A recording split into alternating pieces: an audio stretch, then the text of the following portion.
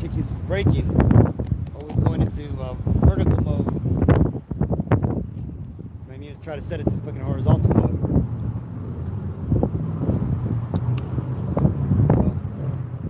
So lucky y'all came. If any of you come watch this video, I'll fix the thumbnail and also the title for this.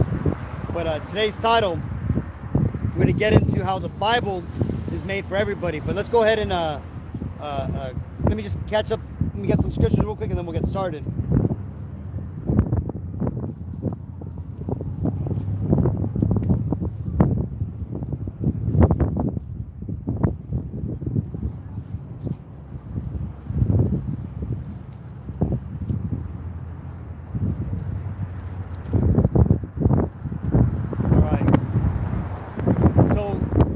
Let's go ahead. Today's lesson is going to be titled, "The Bible is made for everybody." When I'm talking about everybody, I'm talking about the original 18 nations spoken about in the Bible in Genesis. Genesis, starting off at Genesis 10, which the 197 nations that exist today go back to. Okay, so if you are alive today on the earth, you go back to the original 18 nations described in the Bible. Okay, that came out of the three people who restarted, I should say, humanity. That would be the sons of Noah, Shem, Ham, and Japheth. Okay, we're going to get into that lesson today, but before we get into that, let's go and give all honor and glory and praises to Yahweh, Ba'Shem, Yahushai, Ba'Shem, Rukakodash, Barakathe Yahweh, Barakathe Yahushai, Barakathe Yahweh, Barakathe Yahushai, Barakathe Yahweh, Barakathe Yahushai, Ba'Shem, Rukakodash. Double honors my teachers, the apostles and elders of the great millstone. Peace and mercy to the elect, who are the house of David, reborn again in this generation. And shalom to the 130 Yasharallah, who today are known as the Negroes, Latinos, and Native Americans, who before losing our true heritage, we were known as, and still are, the true Hebrew Israelites of the Holy Bible. So again, today's lesson is going to be about how the Bible is for everybody, okay? Now, let me just preface that by saying, though the Bible is for everybody on earth today, it is only going to end in a good news for a particular group of people. Those particular group of people would be the Israelites of the Bible, who today are referred to as the Negroes, Latinos, and Native Americans. However, there's also going to be Israelites coming out of every one of the 197 nations upon the face of the earth today. Okay, so if your father's lineage goes back to the bloodline of the biblical Israelites, who again predominantly are the Negro, Latino, Native Americans, then you are an Israelite, okay? It's also another reason why there's a lot of people who may not look like the Negro, Latino, Native Americans, but who have a predisposition to want to learn about God, who want to know the truth about the Bible. And that's because the spirit that is inside of you is that of an Israelite. Even if you look Chinese, Egyptian, Arab, white, you name any other kind of nationality, that's it doesn't matter. Because again, this is not a color thing, it's not a race thing. It is a nationality thing, okay? It goes back to what seed you are from. And again, predominantly that seed of Jacob today, Israel, goes to the Negroes, Latinos, and Native Americans. But let's go ahead and read this scripture first to get started. This is Isaiah 25:7. It says, "And he will destroy in this mountain the face of the covering cast over all people, and the veil that is spread over all nations." So you see, this right here explains that there's going to be a covering cast, a veil over all the people in the world. Now, what is that veil? That veil is what we refer to as history, okay? History and conquest and the renaming of people upon the face of the earth to make people refer to themselves as white, black, Chinese, Japanese, Egyptian, right? Or not really Egyptian, actually really like Armenian and all these new terms, right? Samoan, Tongan, right? Malaysian, all these terms, they're all made up, man-made up terms to describe a nationality or a group of people, okay? Hey, shalom, Madam Nana, the water for joining. So what am I talking about? Well, again, the Bible makes it very clear that there are three people who restarted humanity. Again, and when we know those people today as the sons of Noah: Shem, Ham, and Japheth. Okay, and when you get into that lineage, those three men make three groups of people: the Hamites, who predominantly are the races of Africa, right? The true black Africans. These would include the true Egyptians, who are known as Mizraim. You have, let me actually show you a photo I'm talking about, because we're gonna actually get into this a bit today, because again, the Lord said he would remove the covering cast over all the nations. This is how the Lord is doing it, by bringing this education, right? This even though you once knew this, the Lord is bringing it back, right? These are the three groups of people who make up the 18 nations, the biblical 18 nations, who make up the 197 modern day nations. Okay, so that means that it doesn't matter if you believe in this Bible or not. You are part of this Bible, and hence this Bible was made for you. Now, like I said again, it doesn't mean that, even because you're in this world, right, and you do come from the people described in the Bible, that there's going to be a happy ending for you. No, right? You chances are, if you are of the other nations, you've already had your happy ending, and right now we're living through the very last parts of the happy ending for these Edomites, right? Until they get their new reality, right? That which is to go into captivity, just like the other nations will. Now, let's go ahead and read this scripture, because we're going to go ahead and go into the original 18 nations, right?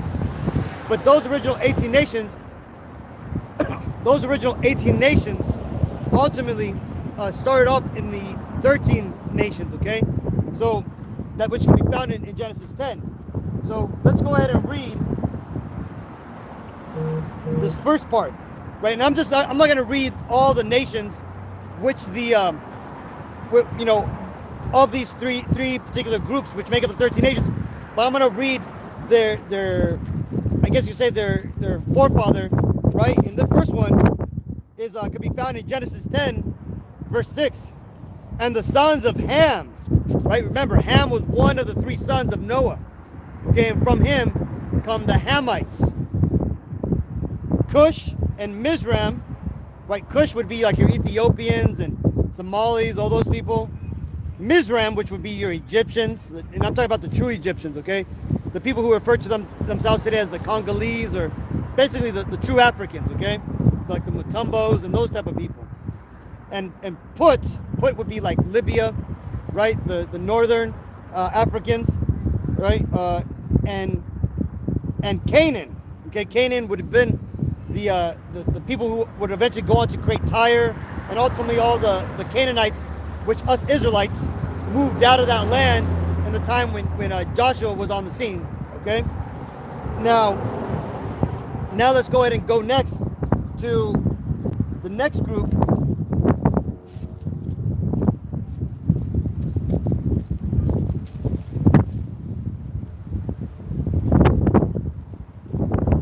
It's lucky out here, but the wind's super high today, so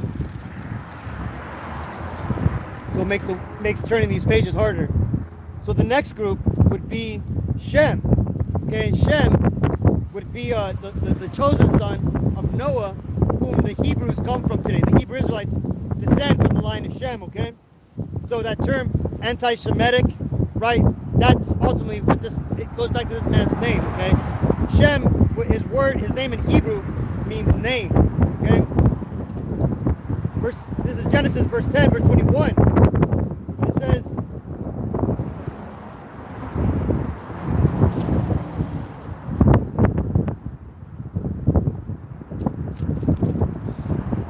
and unto Shem, also the father of all the children of Eber.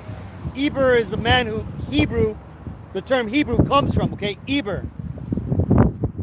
It says, the brother of Japheth, the elder, even to him were children born. The children of Shem, Elam would be like the East Indians, right? The red dotted Indians, as we refer to them. And Ashur would be like the Armenians, like the old Arabs, like the Syrians, those type of people. And our Arphaxad is from our lineage. That's where we come in, right?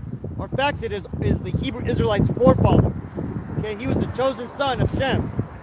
And Lud and Aram, and again, Aram is just some of those older Arab nations like the Syrians, all those people that dwell around there, around Iraq and that type of stuff. Okay, and then it goes on to, let's get.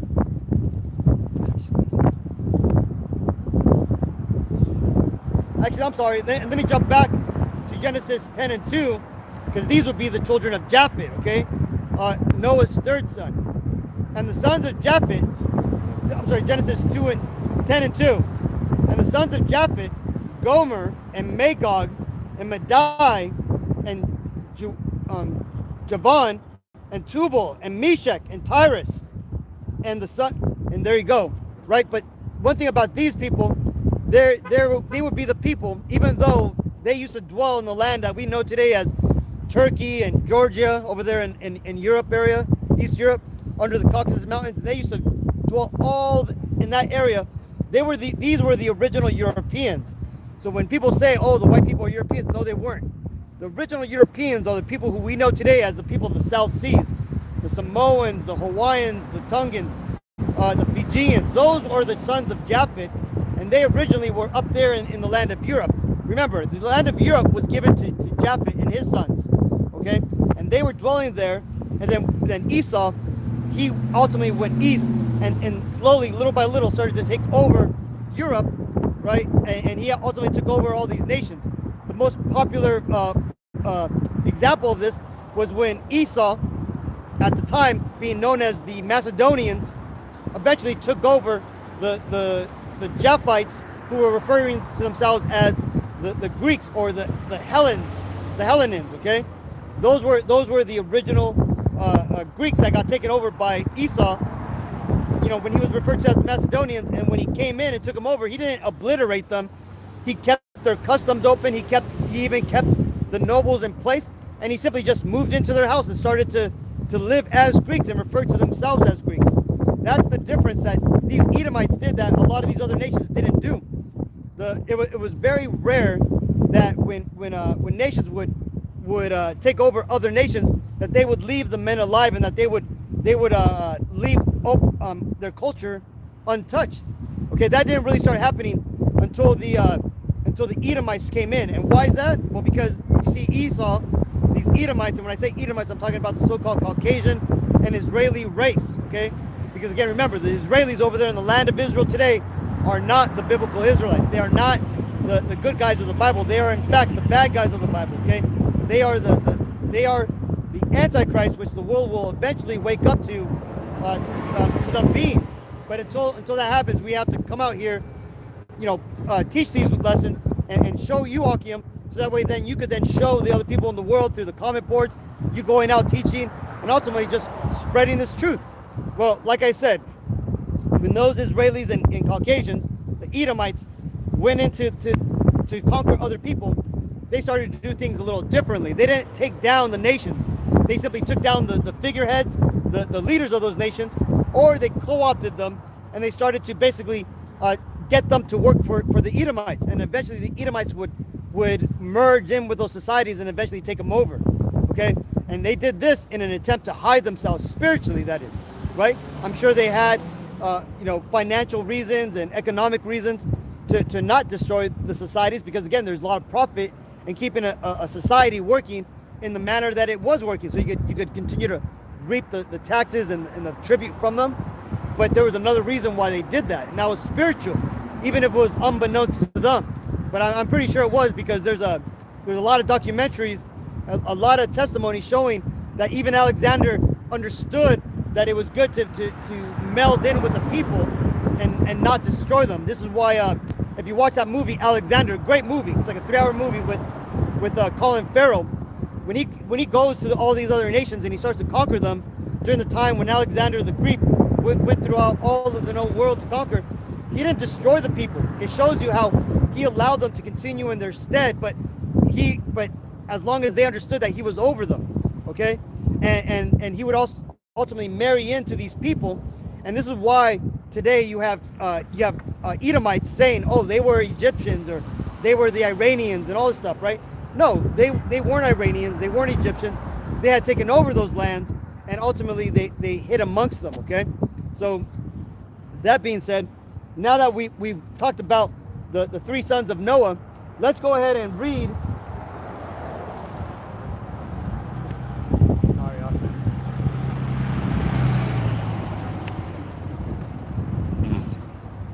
now that we've spoken about the three sons of Noah, those three sons would eventually go on to create 13 nations that would come and ultimately rule the known world at the time, okay? And this is about the time when the Tower of Babel was created.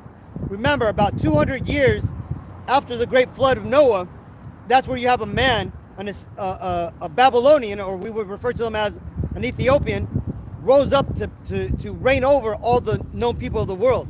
Okay, and his name was Nimrod, King Nimrod of the what did he say? Babylonians, right? Who descended from Cush. Now, he ultimately was the first rebellious king who ultimately wanted to rise up against God, destroy God and the angels and the heavenly forces, and take over. Right? You could actually read about this if you read the ancient tale known as the Epic of Gilgamesh. That right there was a fictionalized story, or history I should say, an embellishment upon King Nimrod of what he was going to do, right? How he was going to build a tower that will reach into heaven and allow him to go through and ultimately take over the heaven, kill God off, and become God himself. And a lot of the worshiping of idols today, paganism, all go back to this one original rebellious king, right? His name is, in fact, Nimrod means rebellious one.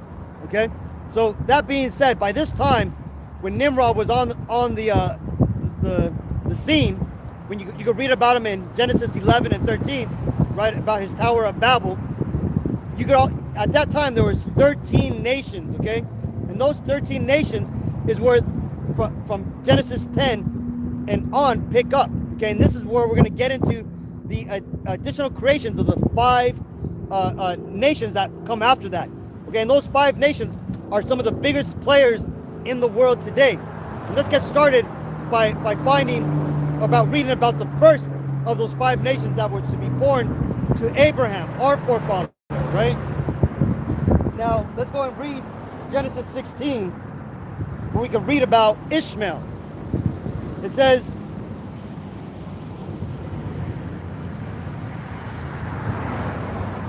Genesis 16 and 15, and Hagar bare Abram a son, and Abram called his name, which Hagar bore, Ishmael. And Abram was 86 years old. 46. Oh, I'm sorry. 86. Okay, he was 86 when Hagar bare Ishmael to Abram. And again, if you look into history, you understand that Ishmael was the progenitor, the forefather of the modern day Arabs. Those would be the people in Qatar, Saudi Arabia, the people in Egypt today. Because again, the people in Egypt today aren't the original Egyptians. Those are the Arabs that took over that whole area there, the Saudi Arabia Peninsula plus the Levant for the most part. During the time of the Ottoman Empire. The Ottoman Empire is when Ishmael, the descendants of Ishmael, were allowed to rule and take over. Okay, this happened during the there's a great basically the Crusades around 1200 AD is when the European powers at the time, which again were so-called blacks that had taken over Europe, they had lost Jerusalem and the control over those lands. Okay, the original Crusades that started about I think like 900,000 AD was a result of Ishmael, the Arabs, going into all the lands there in the Levant and the North Africa and Turkey, and ultimately killing off Christians, right? European Christians who had dwelt in those lands, and ultimately turning them into Islamic countries. And ultimately the European powers, with the Vatican backing, decided they had to do something to come up against this Islamic alternative power there in the land. right? And that's where you get the Crusades happening. And ultimately the Crusades took place all the way to about 1200 AD, where it was a back and forth, winning and losing between the Arabs and the Christian, I guess you call it Christian West, right? But the thing is again, those were ultimately Jake, when you had Edomites sprinkled in amongst them, okay? Now, but ultimately the Arabs won, okay? They won Jerusalem, and they pretty much dominated that entire land all the way up until World War I, okay? That's where the remnant forces of the Ottoman Empire, which for the most part was Turkey, right? We know them as Turkey today, but they still were referring to themselves as Ottoman Empire. They basically fell to Esau, who came in with the Allied forces, England, Bavaria, Germany, or I'm sorry, Germany was fighting with Ishmael, and ultimately they fell. And when they fell, that land, Jerusalem, ultimately went into the hands of Esau, who he later then appointed into his own land through law, and gave it over to the Amalekites, the so-called Israelis. The brother Adam Nana brings out Genesis 18 and 18, seeing that Abraham shall surely become a great and mighty nation, and all the nations of the earth shall be blessed in him. For I know him, and he will command his children and his household after him, and they shall keep the way of Yahweh, B'Hashem Yahshai, to do justice and judgment, that Yahweh may bring upon Abraham that which he hath spoken of him. Exactly. Beautiful, brother. See, right there is a foreshadowing that though Abraham was going to have many seeds, that ultimately the chosen seed, right, and are going to keep the laws of the Lord. And why is that? Well, that's because that was ingrained in us, right? And why? Well, because we are the children of Abraham. Okay, and that right there, goes into the Arabs, the so-called Negroes, Latinos, Native Americans, right? And then you'll have the oddball, or not even the oddballs. You have the other nations, which don't really follow the Lord, but they have people within their nations that do, right? That they profess themselves to be Christians, followers of the Lord. A lot of those people are going to ultimately be Israelites that are Israelite foreigners, right? They descend from Israelites that had gone into those other nations and mingled amongst them, had children, and ultimately amalgamated into those nations. But the spirit in those children, as long as their father's lineage goes back to an Israelite bloodline, are Israelites, okay? Even though they look like different nations. But, I said enough. So now we've read about Ishmael, okay, the so-called Arabs, and we read about where he's in the Bible. So that right there is 14 nations, okay? Let's go ahead and read now about the 14th and 15th nation, okay? And to do that, we got to go to Genesis 19.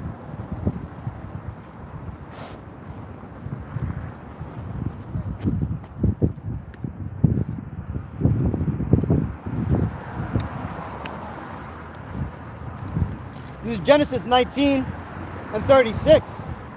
It says, actually, let's start at 30. Actually, 29. Genesis 19 and 29.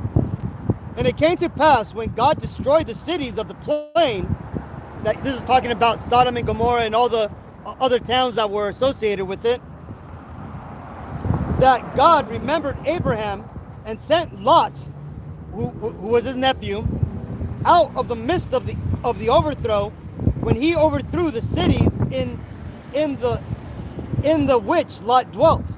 And Lot went up out of Zoar and dwelt in the mountain, and his 2 daughters with him, for he feared to dwell in Zoar, and he dwelt in a cave, he and his 2 daughters. And the firstborn said unto the younger, Our father is old, and there is not a man in the earth to come in unto us after the manner of all the earth. Right? Because these 2 women, right, the children of Lot, who were basically the nieces of the great nieces of Abraham, after seeing this large destruction of their city and all the surrounding cities, thought that they had lived to the end of the world. They thought there was nobody else. It tells you right here. So what did they decide to do on themselves? What did these women take as a good idea? To sleep with their father, okay? Which is against the laws, which they should have known, because again, their father Lot, the nephew of Abraham, had taught all the information of the Bible to his people, right? His family, including Lot. But those women, they didn't take those lessons, and they didn't apply them, okay? They may have known them, but they didn't apply the truth. Hey, Shalom, la144 for joining. Okay, and it says, come, verse 32, come, let us make our father drink wine, and we will lie with him, that we may preserve seed of our father. And I'm going to just jump down, because we don't really need to hear the story about how they got their father to sleep with them. But 36, Genesis 19 and 36, thus were both the daughters of Lot with child by their father, and the firstborn bare a son, and called his name Moab. The same is the father of the Moabites unto this day. The Moabites today would be the people that we would refer to today as the so-called Chinese nations, okay? And this includes the people of Korea, because when you get into the Korean history, those are just Chinese people who ultimately separated themselves, and then later on in recent history were conquered by the Japanese.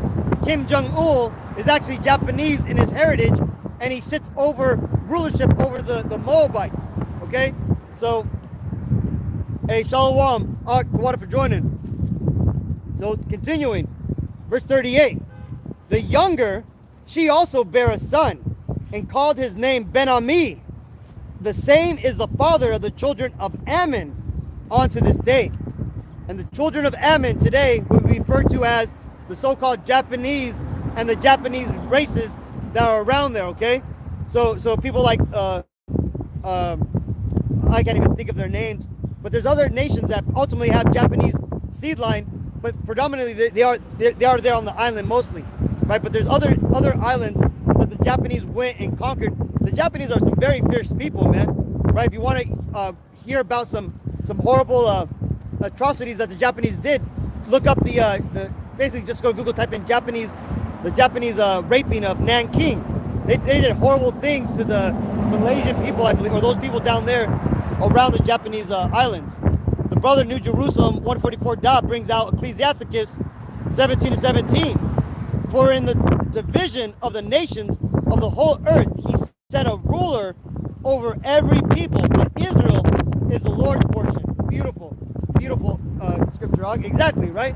Because it tells us in the scriptures that the heart of the Lord, the heart of the king is in the Lord's hand, right? So the Lord ultimately, he's over all the nations, be it if they know it or not, right? You got the Chinese and a lot of the Asian nations believing in Taoism or Buddhism, right? Worshiping other gods, but it's ultimately the Lord who rules over these nations, and he's ultimately, we all know that they're worshiping devils and demons, left-hand angels, but it's the Lord who puts these angels over these people, so that way he could ultimately maneuver them and position them in what they need to be doing, so that way the Lord can use them. And what's a perfect example of this?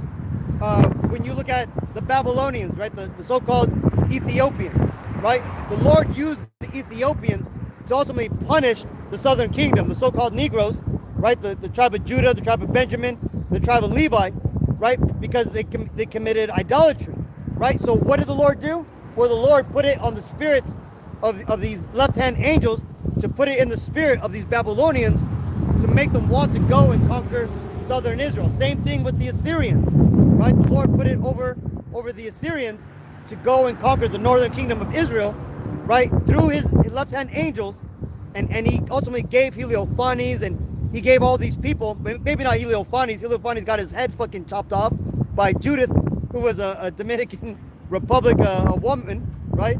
A beautiful lady of our nation, man. Very strong, right? The Lord was with her, and she ultimately decimated Heliophanes' head from off his shoulders and stuff, right?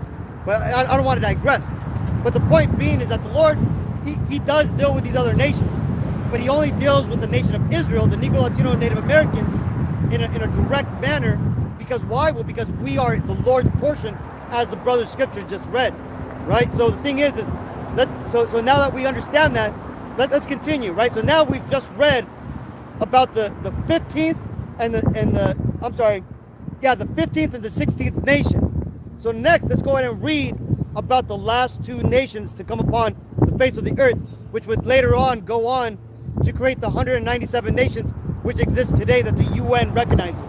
Okay? And to get into that, let's go and read. Man, with all this wind, it's crazy. It's not that hot, but it's super windy today. That's just drying me out. Let's go and read this. This is Genesis 25 and 20. Talking about the forefathers of the Israelites and the forefathers of the so-called Caucasians and Israelis, Esau. Right? So let's go and read about Esau and Jacob.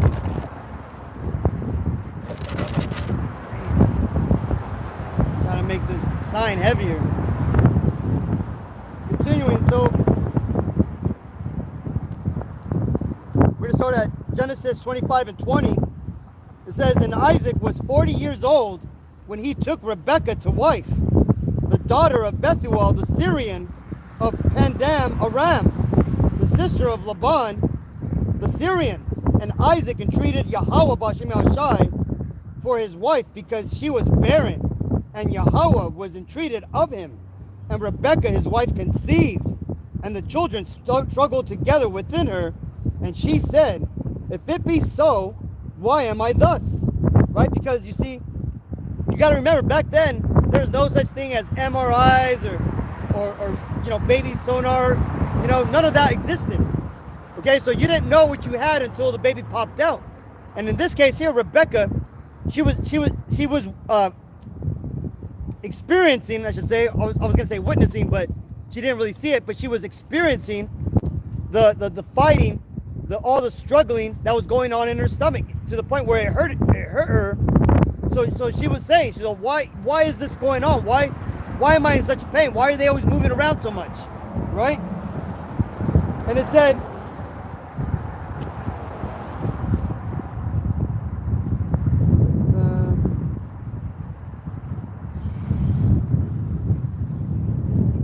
verse 22, and the children struggled together within her, and she said, if it be so, why am I thus?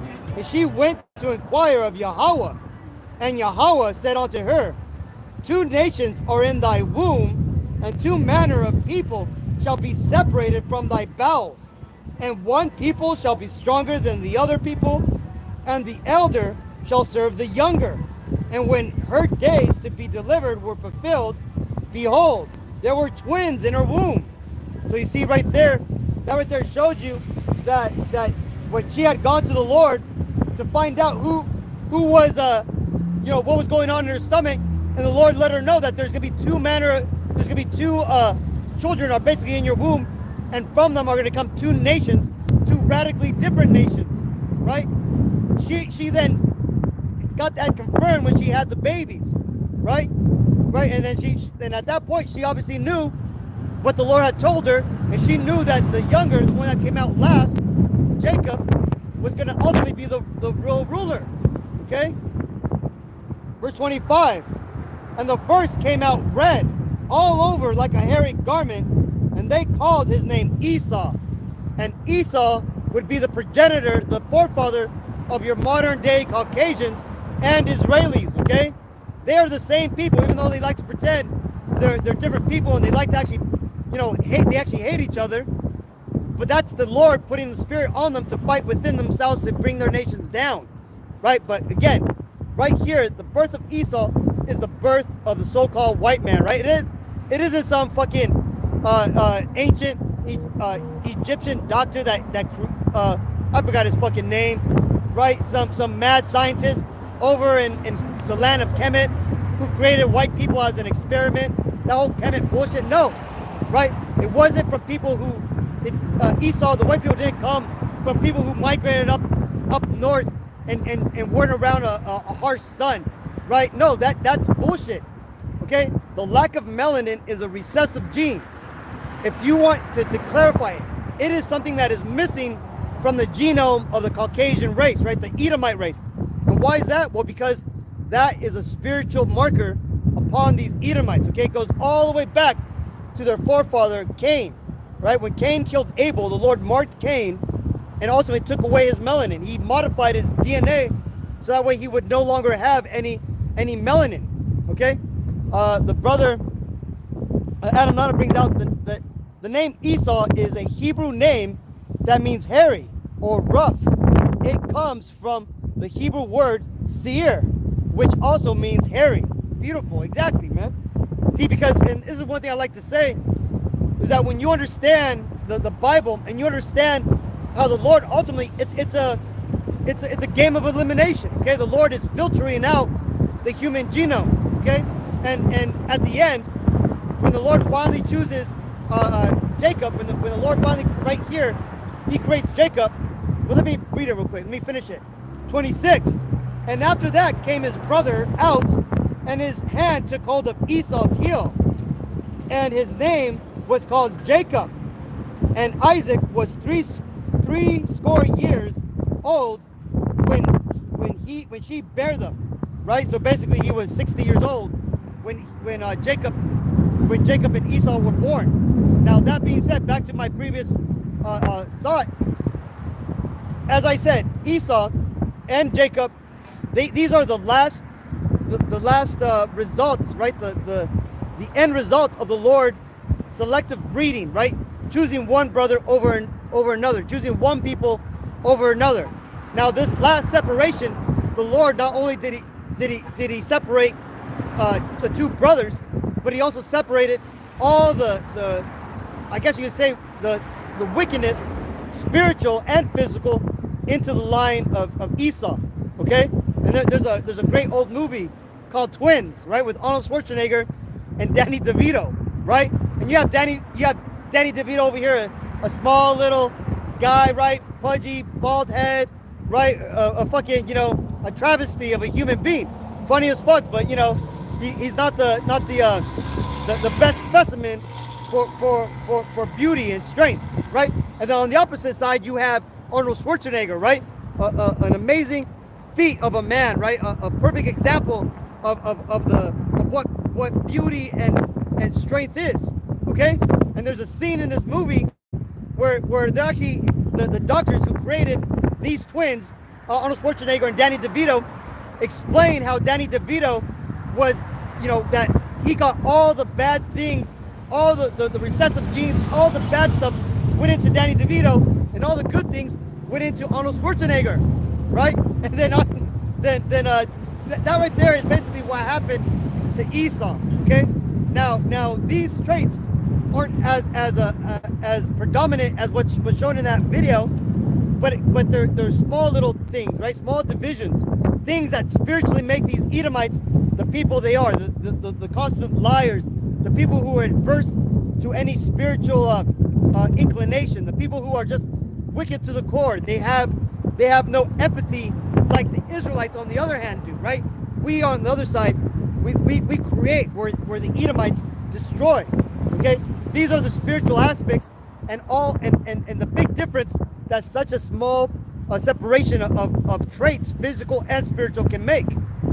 The brother Adam Nana brings out Romans 9:11. For the children being not yet born, neither having done any good or evil, that the purpose of God according to the election might stand, not of works, but of him that calleth. It was said unto her, the elder shall serve the younger, as it is written, Jacob have I loved, but Esau have I hated. Beautiful, right? And that right there goes and cuts off that scripture, or cuts off that saying that Jacob stole the birthright from Esau, right? Because a lot of these Edomites that like to say that the birthright was theirs and Jacob was wicked and he stole the birthright from them and it was rightly theirs, which is why currently right now they're currently scheming to get this birthright back. No, it doesn't work that way. It told you right there that even before the children were born, right, that the Lord chose the Israelites. He chose Jacob. right? And why is that? Well, because the Lord knew what was in the womb. Okay, He understood that now in that generation, that the children that came from Isaac, that the next generation was going to be that perfect generation, right?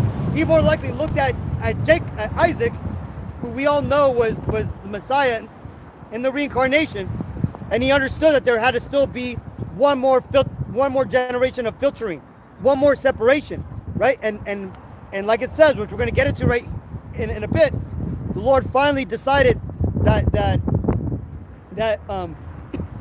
sorry.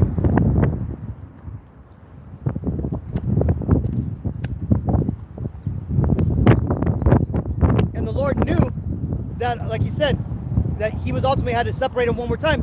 And it's kind of crazy because when you consider it, right? Remember, it said Rebecca was barren. She didn't want to have children, meaning that that Isaac and Rebecca had tried to have children, but Rebecca wasn't producing any children.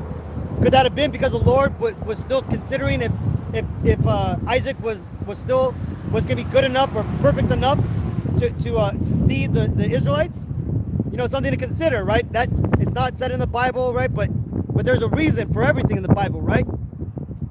So that being said, it was decided, right, after Isaac entreated the Lord for his wife, that Isaac was going to have a child, and not just one but two, and that we understand now that those two children are the final separation that the Lord did.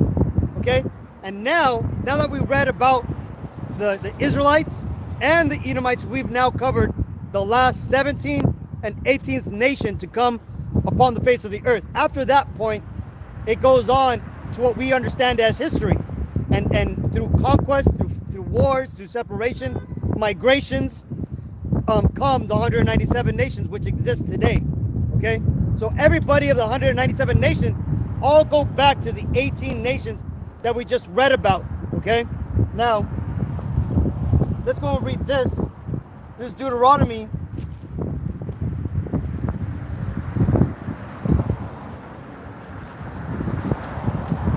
Deuteronomy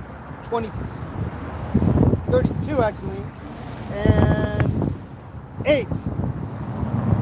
When the Most High divided the nations their inheritance, when He separated the sons of Adam, He set the bounds of the people according to the number of the children of Israel. For Yahweh portion is His people. Jacob is the lot of His inheritance. Right? So you see, so what that right there goes into is what I basically just said, that the Lord has basically filtered out the human genome, right? He has filtered out the humans which have come from the time of even at the time of Adam and Eve. Adam and Eve come from a previous group of people that the Lord ultimately filtered out. And what did He pull from that filtering? Adam and Eve. And we started humanity from that point. Okay? And then it went on, and as we read here, the Lord created.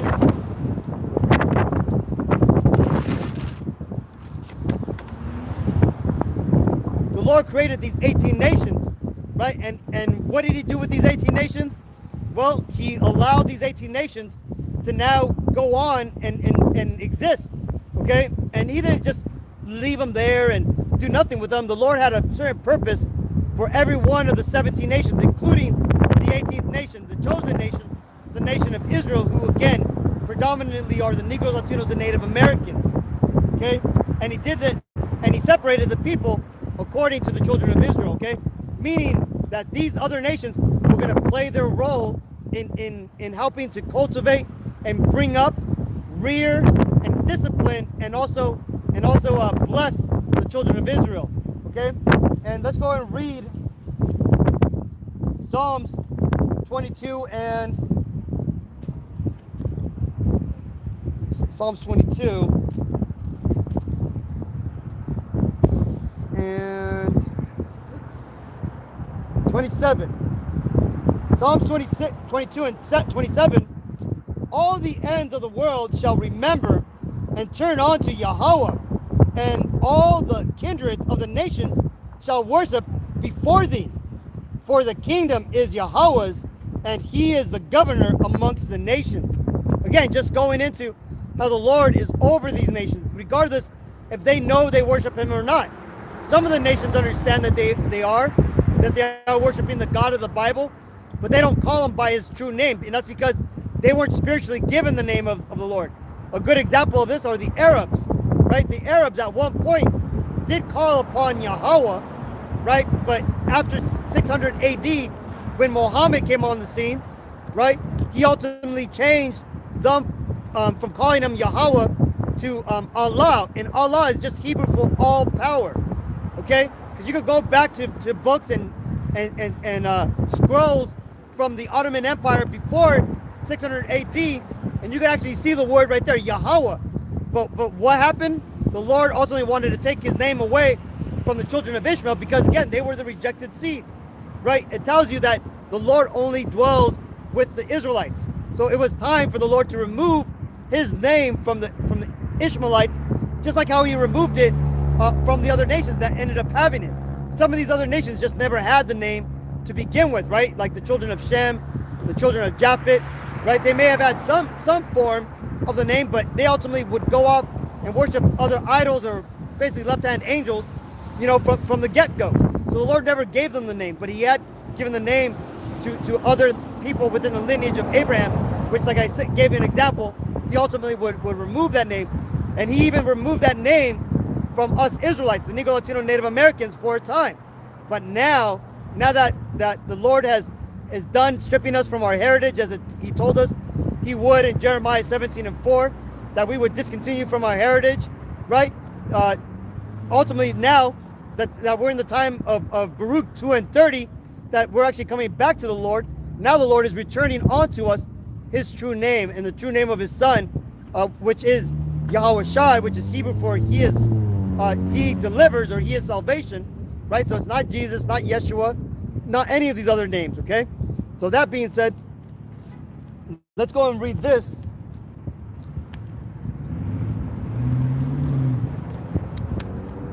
Let's go to Job, chapter 12.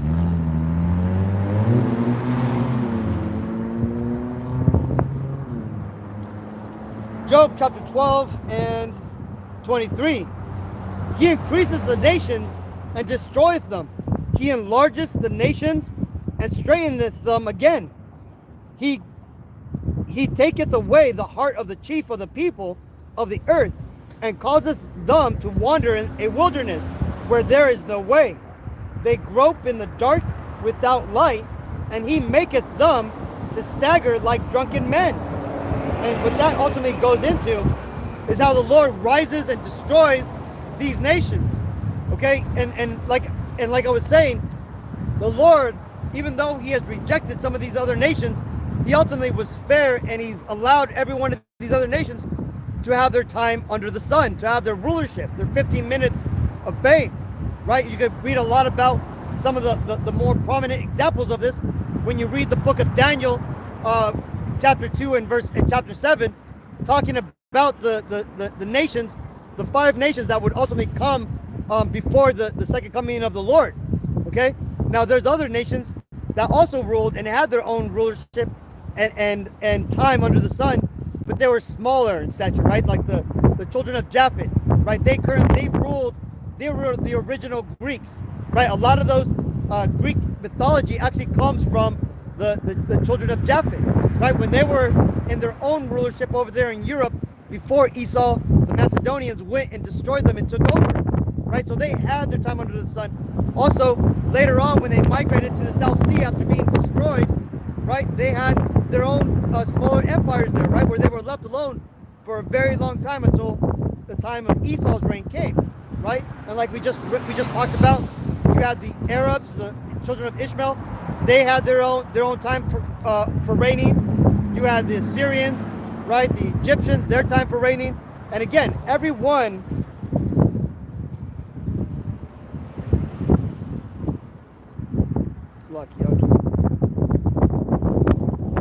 every one of these 18 nations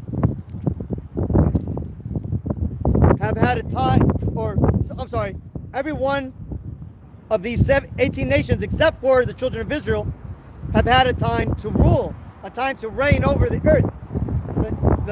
The second coming of the Messiah will be the time when us Israelites are going to be finally given the reins to rule over the world, along with our power, Yahweh Shai, right, and our King David, right. Then we're going to rule over the world. But there's going to be a major difference between our rulership and these other nations' rulership. Their rulership was temporary, vain, and materialistic in most cases, right? Our rulership is going to be heavenly, unending, and immortal, right? And we're going to be ruling through the power and knowledge that the Lord provides us, which is going to make the entire humanity go into the next realm of existence, right? We're going to have the knowledge of the higher dimension. The tree of life, which ultimately is the stars, right? The constellations, right? Space is basically going to be open onto humanity, right? We are going to be a spacefaring empire, right? We are the gateway to which humanity is going to be able to go into the stars. And why is that? Well, that's because throughout all our known history, the Lord has been cultivating and getting us ready so that way we could have that power. We could be ready for when the time comes, so we could be those powers. We could go ahead and go into what we refer to as space, which may be something totally different, right? We won't know what's really out there until the Lord finally comes and gives us that knowledge, gives us the ability to access the tree of life again, okay? So, that being said, let's go to Job.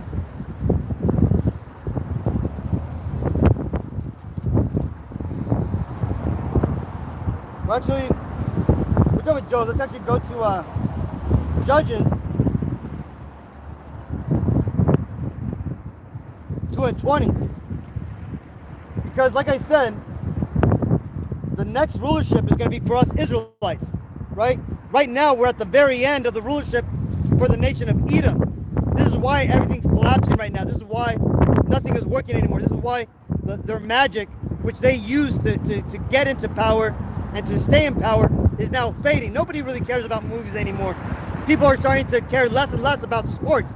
Nobody even watches Olympics anymore, right? This last Olympics had the lowest viewership on record, okay?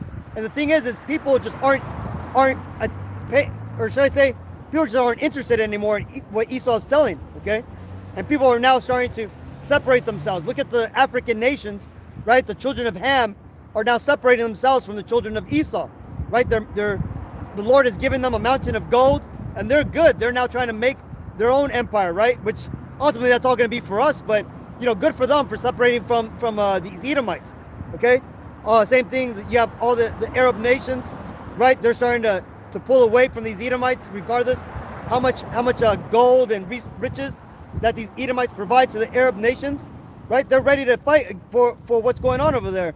So that being said, it's going to soon be the time for the Israelites, the Negro, Latino, Native Americans, to be in our rulership. And that's what we're out here for, because right now the Lord is reaching out to the Israelites to ultimately come back into our rulership, okay? So let's read this. This is Judges 2:20. It says, "And the anger of Yahweh was hot against Israel, and he said, because that this people hath transgressed my covenant, which I commanded their fathers, and have not hearkened unto my voice, I also will not henceforth drive out any from before them of the nations which Joshua left when he died, that through them I may prove Israel whether they will keep the way of Yahweh to walk therein as their fathers did keep it, or not. Therefore Yahweh left those nations without driving them out hastily, neither delivered he them into the hands of Joshua." See that? So that's another reason why the Lord left these other nations around, right? Because not only once the 18th nation, the Jacob, not only when he was born, what was the filtering, right, the cultivating of the Lord's plant finished, but now the work was now to go on to the next stage, right? Now that the Lord had the perfect seed, he now had to plant it, prune it, and cultivate it and grow it so that way it would be strong in adversity, strong to go through the weather, strong enough to bear good and righteous fruit. Okay, and that's what our collective history for the Negro, Latino, Native Americans is. Even though it was full of a lot of tumultuous and horrible history, that was all necessary for us to be molded into the people we are today, right? The people with strong characters who are resilient. Just look at these other nations out there, man. Right? There's a, and I actually I'm gonna go save it because I do actually have the tab open. But there's a perfect video, and it's funny. It's a folly, but it shows these Jakes. It's a so-called Negro and a so-called Latino over there in a Japanese subway. If some of you guys are on X right now, you've probably seen it because it's kind of going viral. But it shows these Israelites over there breakdancing inside of the Japanese subway, right? Or inside the Japanese train, and they're there, dancing for the people, acting like fucking idiots. But the point being is that their spirits are lively, right? They have that lively spirit. And you see the Japanese in there, they're all hiding there in the corner. They're looking out the windows, not wanting to be bothered, being deathly afraid of being touched or being close or anything, right?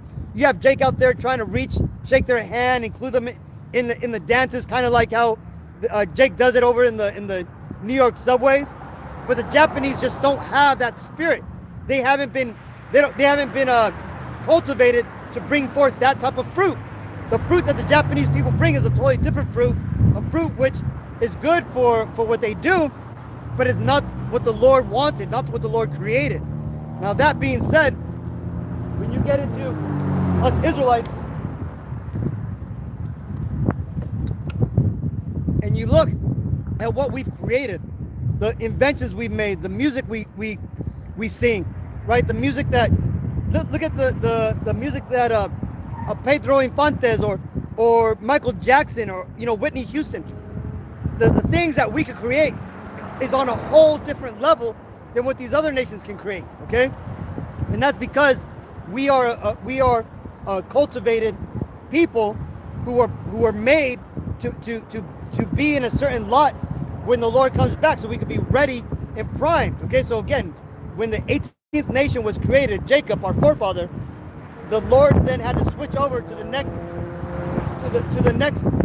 You know how in those movies they say, let's move on to.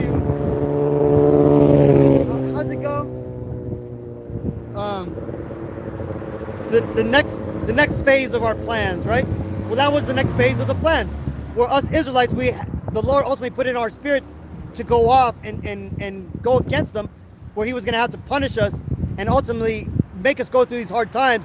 So that way, by this time, we could be these better people, right? We could be the people that have that stronger constitution, right? That won't commit suicide because we lose a job or because our stocks aren't selling right. We're not going to be flying off of a fucking third story apartment or floor because things aren't working out for us, man. See, because we're strong, resilient people, right? We're valiant people.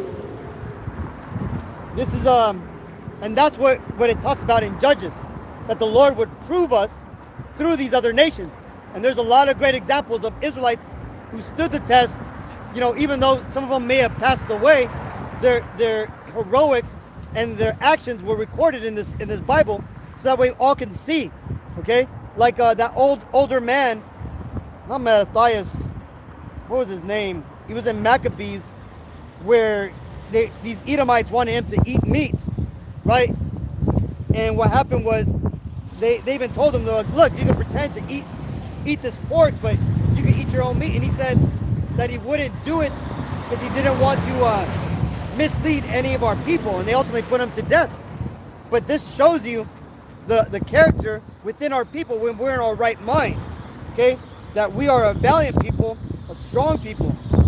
And let's see if I can find it real quick. I'm just gonna go through this real quick. If I can't find it, I'll make a lesson about it.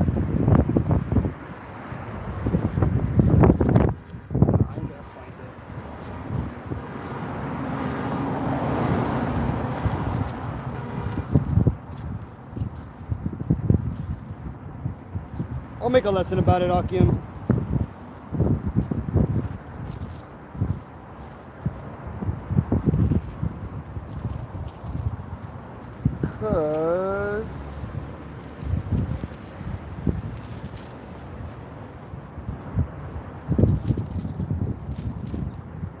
Yeah, Salak Yakim. I'll make a lesson about it. But yeah, but like I said again, ultimately, there's great examples of how the Lord tested us and proved us throughout all history. There's even some examples here in the Bible that are recorded, which these devils try to take out to not show these examples to people, because it inspires people to do better, right? And that's what us Israelites do, man. We are the people who are supposed to inspire and supposed to lead all the other people of the world. But the devils that are in power right now, they don't want that, right? This is why they do everything they can to pay our people to do folly, to mislead people, to push debauchery and folly in this kingdom. What does it say? Folly is held in great dignity. Dwara, Eleazar, beautiful. If one of you brothers can find that scripture, I'll read it. But yeah, Eleazar, the southern kingdom Israelite, he was an older man who stood his ground, right? He stood, instead of taking a bribe from these Edomites, he decided to go to the death, so he could live. Beautiful. Maccabees 6:18. Let's go and read that. That's such a beautiful scripture. The water, Zan Maximus, for bringing that up, man. Beautiful scripture, man. 6:18.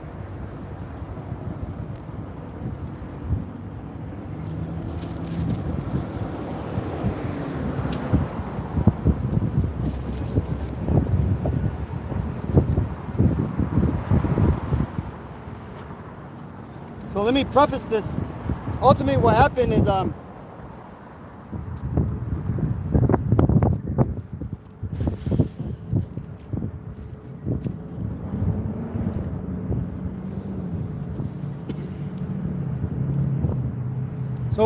So in this case here, remember, like I said, these Edomites, what they did is when they would go to other nations and they would start conquering them, they wouldn't destroy them right off the bat, like decimate them. They would destroy only the top people within that society and ultimately amalgamate themselves into that society and then basically become like parasites on that society. Well, this is what happened when Alexander the Great came to Israel. Because he was so enamored with the priest, the Lord had given him visions of the priest, and also the priest explained to Alexander how he was actually written in the Bible, and the Bible said that he would conquer the known world, right? That Alexander decided to leave the Israelites alone and let them, just continue to do their own thing, and he went on conquering the world. Well, after Alexander died and his 4 generals took over, split up the known world between them, you had Seleucus and these other generals. They decided to come and take their pound of flesh from the Israelites, and in doing so, they came down upon the southern kingdom Israelites that were still in the land of Israel, right? The so-called Negroes, because by that time, around 300, this is about 300 BC, right? About 300 years before the Messiah came onto the scene, before the New Testament.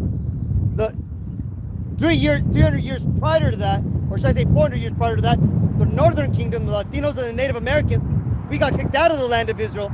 We got sent over to Syria, Iran, and all those areas, which you could read about, the book of Tobit, right? That's an example of that. And then after that, after 100 years of captivity under the Assyrians, we ultimately got freed when the Babylonians came and destroyed the Assyrians. And when we got free, we decided to basically all go away as a group of people, which is described in 2 Ezra 13 and 40. That being said, back to the southern kingdom that were still in the land of Jerusalem, the new Greeks, these Edomites, the Macedonians, had decided to come in and start to amalgamate or take over and rule over the Israelites that were there in the time. And they would do things to make our people want to live like Greeks, want to Hellenize the Israelites, right, that were in the southern kingdom, right, by bringing new gymnasiums and making us not allowing us to say we were Jews or practice our rites or circumcise our people. And they were also pushing the eating of pork, because they understood, right, that if we defile ourselves, that the Lord no longer was gonna work with us, right? And they ultimately wanted this to go down. So now comes the story of this elder man named Eleazar, and we're gonna read the example that of how he stood his ground and didn't bend the knee to these Edomites and their abominable views. This is 2 Maccabees 6 and 18. Eleazar, one of the principal scribes, an aged man and of a well-favored countenance, was constrained to open his mouth and to eat swine's flesh. But he choosing rather to die gloriously than to live stained with such an abomination, spit it forth and came of his own accord to the torment, as it behooved them or to come that are resolute to stand out against such things as are not lawful for love of life to be tasted. But they that had the charge of the wicked feast for the old acquaintance, they had with the man, taking him aside, besought him to bring flesh of his own provision, such as was lawful for him to use, and make as if he did eat the flesh taken from the sacrifice commanded by the king. So here these fucking wicked Edomites were telling Eleazar, hey, look, man, we understand you can't eat pork, but hey, you know what?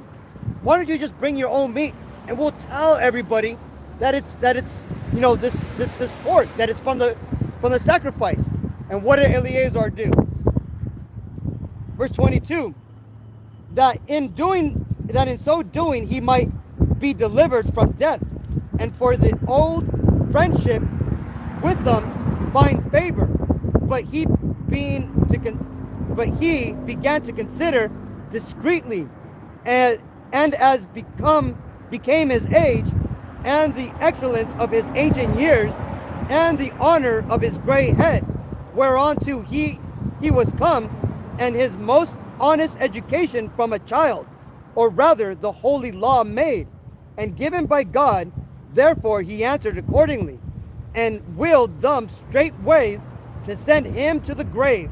For it becometh not our age, said he, in any wise to dissemble, whereby many young persons might think that Eleazar, being fourscore years old and 10, basically 90 years old, were now gone to a strange religion. And so they, through mine hypocrisy and desired to live a little time, a moment longer, should be deceived by me. I get a stain on mine old age and make it abominable. For though, and I love this part. Listen to this, Akim.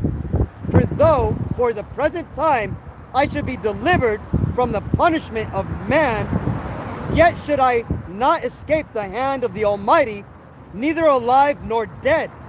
Wherefore now manfully changing this life, I will show myself such as one as mine age requireth, and leave a notable example to such as be young, to die willingly and courageously for the honorable and holy laws. And when he had said these words, immediately he went to the torment. Right? So it is even an example to today, to us Israelites, Negro, Latino, Native Americans, on how we should conduct ourselves, right? This is what we should be doing, right, to stand up for the laws, right? And that right there, what I just read, is an example of what the Lord worked so hard to create, okay? He didn't create a sniveling coward like these Edomites to be empowered. No, he created valiant, strong, and honorable men like us Israelites, right? The men who right now, when you look in the UN, look at the people who are standing up to what's going on over there in the land of Gaza and Lebanon right now, right? You see the majority of the Israelite leaders out there, Maduro, Bukale, right? All these Israelites condemning, right? Look at what they're doing over in the land of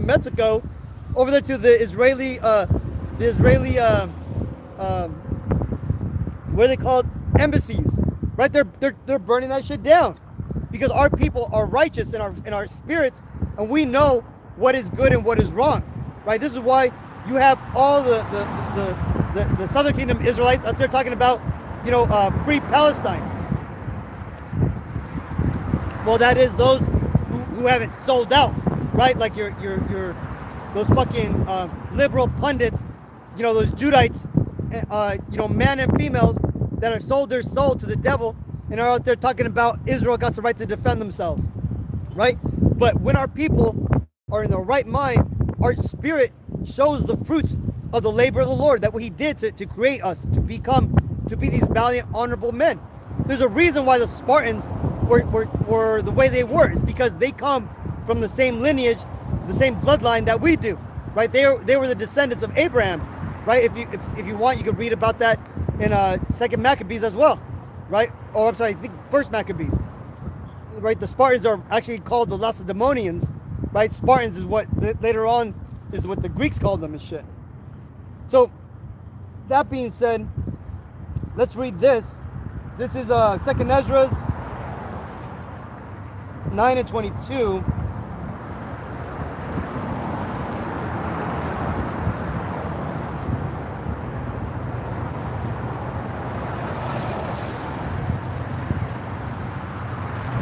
This is basically going into what I just said. Actually started 21.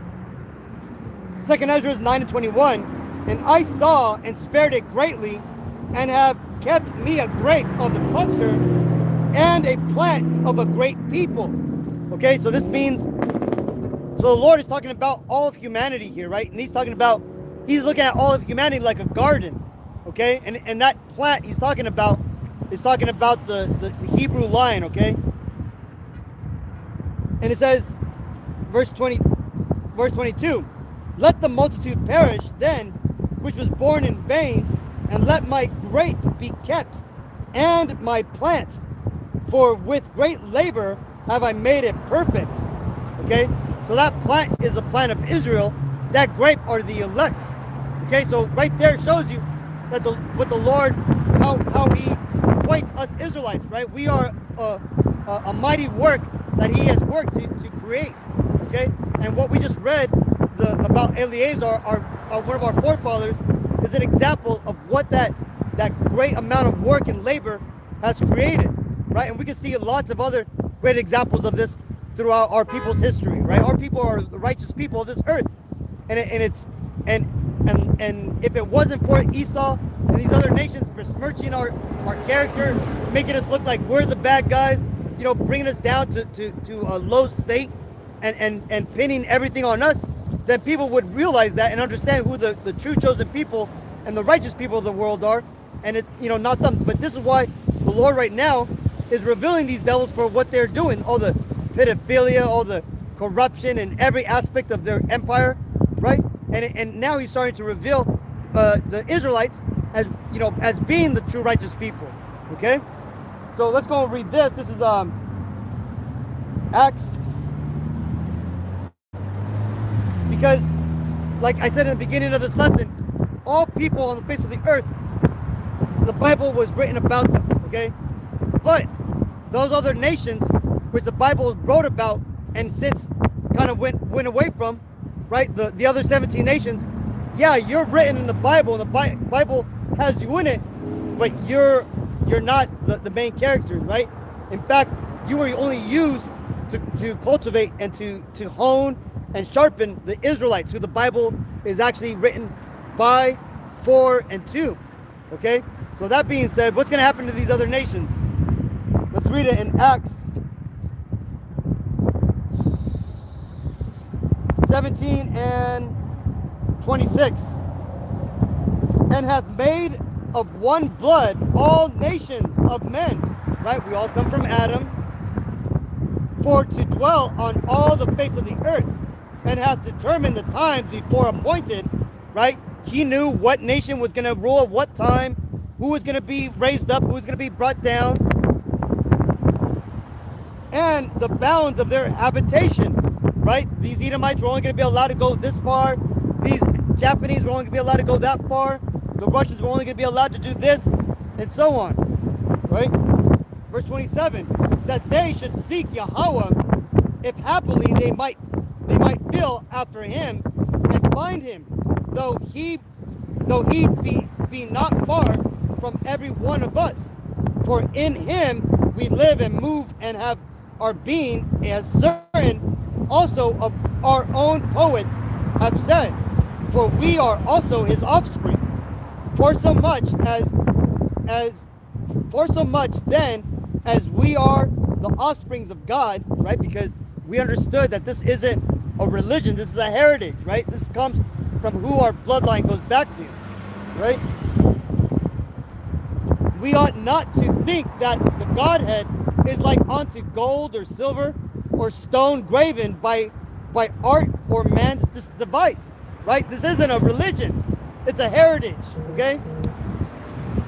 30, and the times of this ignorance God winked at, but now commandeth all men, and all those men are the Israelites, everywhere to repent, because he has appointed a day in the which he will judge the world in righteousness by that man whom he hath ordained, whereof he hath given assurance unto all men, and that he hath raised him from the dead. Okay, so right there, so actually that's actually for us Israelites. Okay, but though we, out of all the people of the world, we have our direction, right? We know what we got to do. We got to repent and come back to the Lord. And as far as these other nations, what's going to happen to them? Let's go to Jeremiah 30 and 30. I think it's like 30 and 12.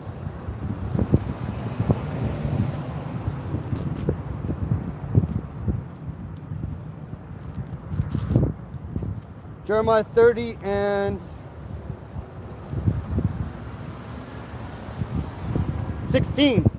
Therefore, this is the other nations, okay? So now that we understand what's going to happen to us Israelites, right, the 18th nation to come to the world, what's going to happen to all the other 17 nations which came before us, which currently, we're living under the rulership of the 17th nation, that being the nation of Edom. Well, this is what's going to happen to them. Jeremiah 30 and 16.